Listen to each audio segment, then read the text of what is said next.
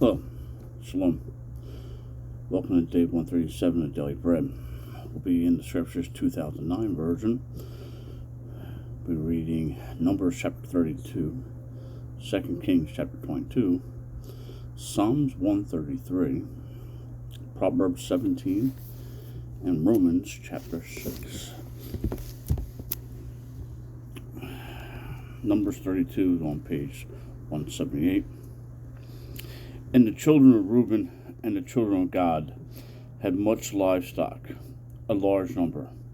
And they saw the land of Jazer and the land of Gilead, and saw that the place was a place for livestock. So the children of Gad and the children of Reuben came and spoke to Moshe and to Eleazar the priest and to the leaders of the congregation, saying,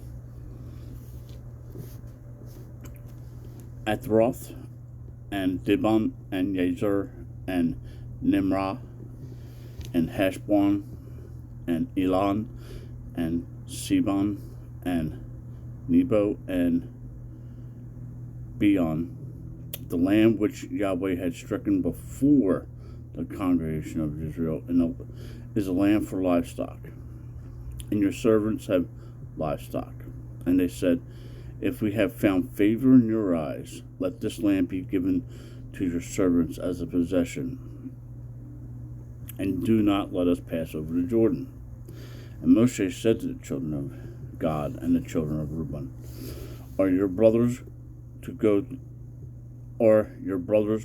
into the battle while you yourselves sit here? Now why do you discourage the heart of children of Israel from passing over into the land which Yahweh has given them? Thus your fathers did when I sent them away from Kadesh Barnea to see the land. For when they went up to the Wadi Eshcol and saw the land, they discouraged the heart of the children of Israel, so that they did not go into the land which Yahweh had given them. Then the displeasure of Yahweh burned on that day, and he swore an oath, saying, Not one of the men who came up from Mizraim from 20 years old and above is to see the land of which I swore to Abraham, Isaac, and Jacob, because they did not follow me completely, except Caleb, son of Jephunneh the Kenizzite, and Joshua the son of Nun, for they followed Yahweh completely. So the displeasure of Yahweh burned against Israel, and he made them wander in the wilderness 40 years, until all generation that had done evil in the eyes of Yahweh were destroyed. And see, you have risen in your father's place to increase of men, sinners, and add still more, burning the displeasure of Yahweh against Israel. For if you turn away from following him, he shall once again leave them in the wilderness, and you shall destroy all these people. Then they came near to him and said, Let us build sheep enclosures for our livestock and cities for our little ones. Let us ourselves be armed, hastening before the children of Israel, until we have brought them to their place. And our little ones shall dwell in the walled cities because of the inhabitants of the land. And we shall not return to our homes until every one of the children of Israel has received his inheritance. For we shall not inherit with them on the other side of the Jordan and beyond, because our inheritance has fallen to us on the eastern side of the Jordan. And Moshe said to them, If you make this promise, if you arm yourselves before Yahweh for battle, and all your armed ones pass over the Jordan before Yahweh, until he has driven out his enemies from before him, and the land has been subdued before Yahweh, Then afterwards you shall return and be guiltless before Yahweh and before Israel. And this land shall be your possession before Yahweh. But if you do not do so, then see, you shall sin against Yahweh, and know your sin is going to find you out. Build cities for your little ones, and enclosures for your sheep, and do what you have promised. And the children of God and the children of Reuben spoke to Moshe, saying, your servants are going to do as my master commands. Our little ones, our lives, our flocks, and all of our livestock are going to be there in the cities of Gilead. But your servants are passing over every armed one of the army before Yahweh and to battle, as my master says.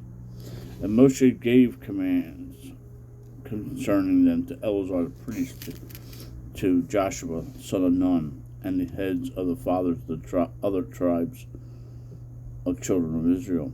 And Moshe said to them, if the children of God and the children of Reuben pass over the Jordan with you, every man armed for battle before Yahweh, and the land shall be subdued before you, you shall give them the land of Gilead as a possession. But if they do not pass over armed with you, they shall have possessions among you in the land of Canaan. Then the children of God and the children of Reuben answering said, as Yahweh has said to your servants, so we do. We ourselves are passing over armed before Yahweh into the land of Canaan, but the possession of our inheritance remains with us beyond the Jordan. So Moshe gave the children of God to the children of Reuben, and to the half the tribe of Manasseh, son of Joseph, the reign of Siphon, sovereign of the Amorites, and the reign of Og, sovereign of Bashan, the land with its cities within the borders, the cities of the land round about. And the children of God built Dibon, and Athroth, and Aram, and Athroth, and Shaphan, and Yazar, and Yokobab, and Beth Naram, and Beth Haran, walled cities, and enclosures for sheep. And the children of Reuben built Heshbon, and Elahah, and Kerithim, Nebo, and Beliaman, the names being changed, and Shibmahan. And they gave other names to the cities which they built. And the sons of the Maker,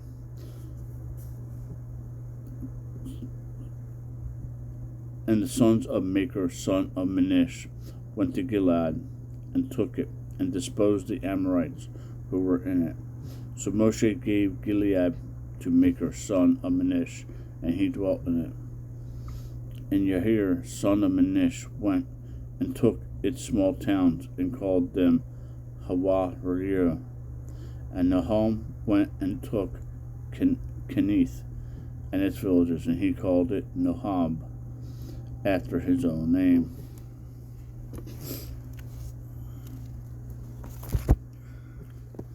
Kings chapter 22 on page 408. And Yehoshua was 8 years old when he began to reign. And he reigned 31 years in Jerusalem, and his mother's name was Yedi, the daughter of Adi of Baswan. And he did what was right in the eyes of Yahweh, and walled in all the ways of his father David, and did not turn aside right or left. And it came to be in the 18th year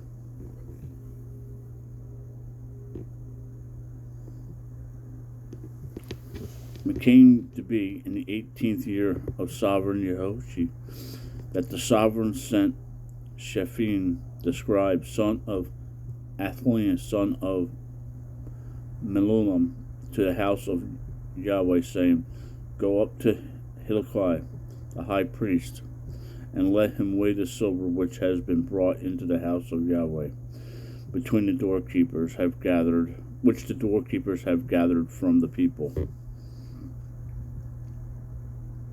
and let them give it into the hand of these doing the work, who are the overseers of the house of Yahweh.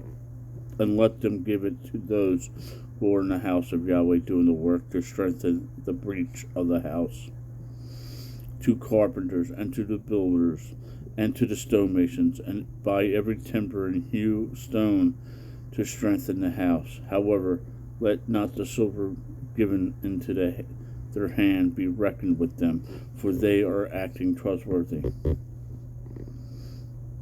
And Hilkiah the high priest said to Shaphan the scribe, I have found the book of Torah in the house of Yahweh.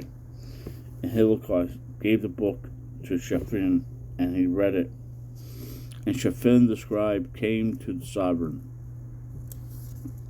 and brought word to the sovereign, saying, Your servants have gathered the silver that is found in the house, and have given it into the hand of those who do the work, who oversee the house of Yahweh.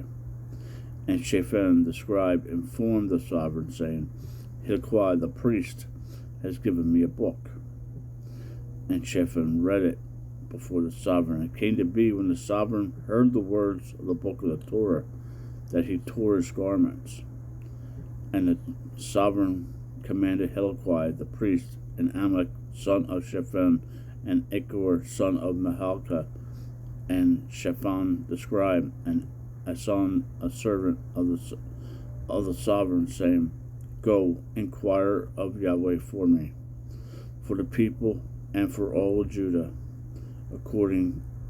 concerning the words of this book that has been found. For great is the wrath of Yahweh that is kindled against us, because our fathers have not obeyed the words of this book, to do according to all that is written concerning us. Then Hilkiah the priest, and Amalek, and Achor, and Shaphan, and Ahian went to Hudah, the prophetess, the wife of Shallum, son of Tigwan, son of Haras, keeper of the wardrobe. Now she was dwelling in Jerusalem in the second quarter, and they spoke with her. And she said to them, Thus said Yahweh, Elohim of Israel, say to the man who sent you to me, Thus said Yahweh, See, I am bringing evil on this place, and on its inhabitants. All the words of the book which the sovereign of Judah has read, because they have forsaken me, and burned incense to other mighty ones, to provoke me in all the works of their hands. So by my wrath shall be kindled against this place, and not be quenched. And to the sovereign of Judah, who sent you to inquire of Yahweh, say this to him. Thus said Yahweh, Elohim of Israel, As for the words which you have heard, because your heart was tender, and you humbled yourself before Yahweh, then you heard that I spoke. When you heard what I spoke against this place and against its inhabitants, that they would become a ruin and a curse, and torn their garments and wept before me, I also have heard, declares Yahweh.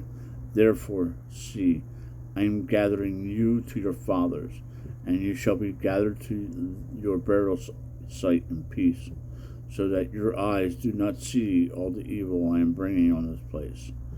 And they brought the word to the sovereign.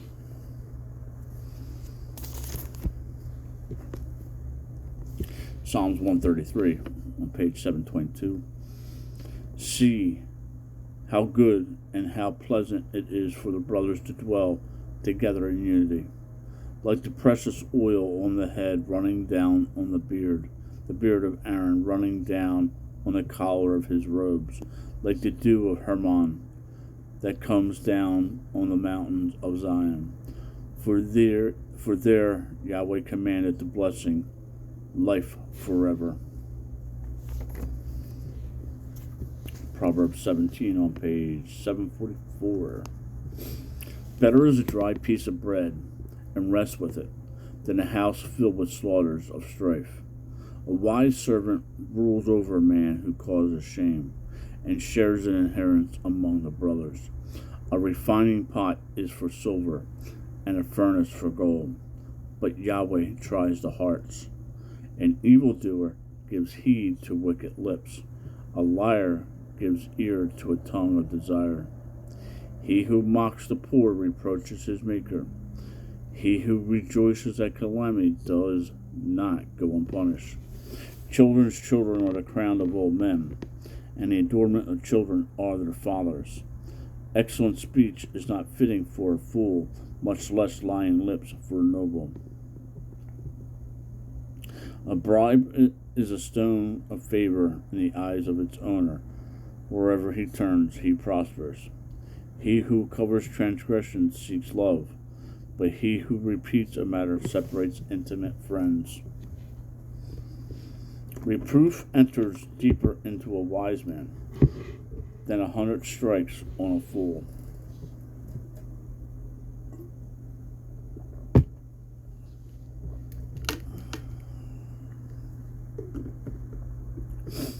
An evil one seeks only rebellion.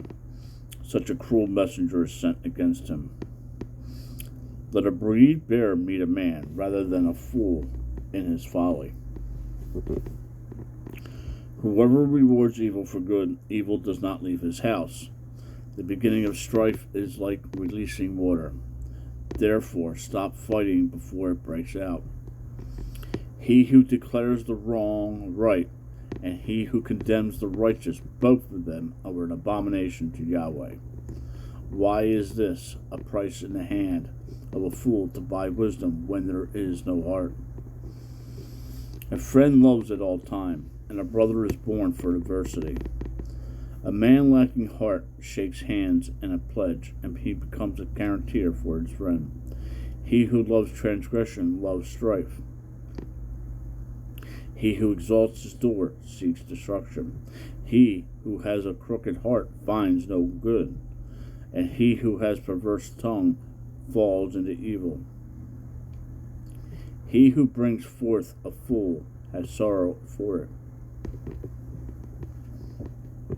and the father of a fool has no joy. The rejoicing heart causes good healing, but a stricken spirit dries the bones. One who is wrong accepts a bribe behind the back, to pervert the paths of right ruling. Wisdom is before the face of the understanding one, but the eyes of a fool are on the ends of the earth. A foolish son is a grief to his father, and bitterness to her who bore him. Is it also not good to punish the righteous one, to strike noble ones for straightness? He who has knowledge spares his words, and a man of understanding is cool of spirit. Even a fool keeping silence is regarded as wise, and as understanding when he closes his lips. Romans chapter 6, on page 1095. What then shall we say? Shall we continue in sin to let favor increase? Let it not be. How shall we who died to sin still live in it? Or do you know that as many of us as were immersed into the Messiah Yeshua were immersed into his death? We were therefore buried with him through immersion into death, that as Messiah was raised from the dead by the esteem of the Father, the glory of the Father, so also we should walk in renewedness of life. For if we have come to be grown together in the likeness of his death, we shall also of the resurrection be also of the resurrection, knowing this, that our old man was impaled with him, so that the body of sin might be rendered powerless, to serve no longer. For he who has died has been made right from sin. And if we died with Messiah, we believe that we should also live with him, knowing that Messiah, having been raised from the dead, dies no more, death no longer rules over him. For in that he died to sin once for all, but in all that he lives to Elohim. So you also reckon yourselves to be dead indeed to sin, but alive to Elohim in Messiah Yeshua, our Master.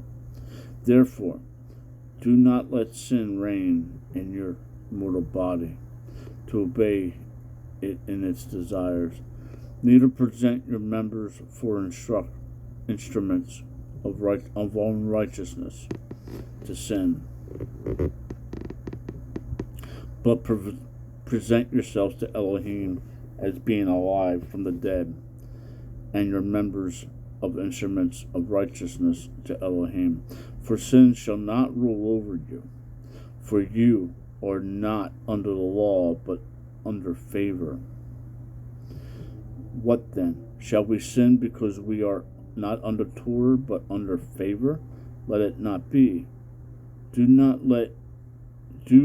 not know that to whom you present yourselves servants for obedience, you are servants of the one whom you obey, whether of sin to death or of obedience to righteousness? But thanks to Elohim that you were servants of sin, yet you obeyed from the heart that form of teaching to which you were entrusted. And having been set free from sin, you became servants of the righteous. I speak as a man because of the weakness of your flesh. For even as you did present your members as servants of uncleanness and of lawlessness, resulting in lawlessness, so now present your members as servants of righteousness, resulting in set apartness. For when you were servants of sin, you were free from righteousness. What fruit, therefore, you are having then, over which you are now ashamed? For the end, therefore, is death. But now, having been set free from sin, and having become servants of Elohim, you have your fruit resulting in set apartness, and the end, everlasting life. For the wages of sin and death, but the favorable gift of Elohim is everlasting life in Messiah Yeshua, our Master. Shalom. Make it a great day. Read your Bible. Talk to the Father.